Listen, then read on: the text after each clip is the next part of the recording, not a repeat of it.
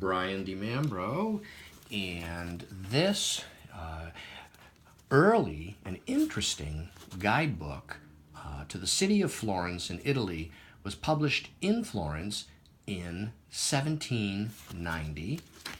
It is sound and tight.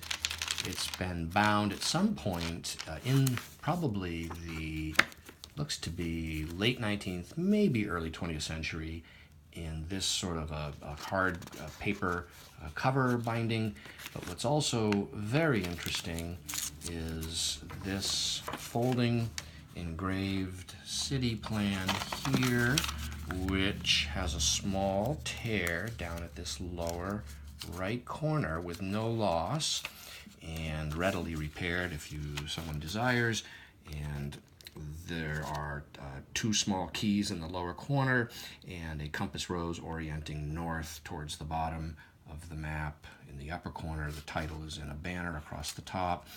And this charming and uncommon 18th century Florence, Italy guidebook is currently available on my website, briandimambro.com.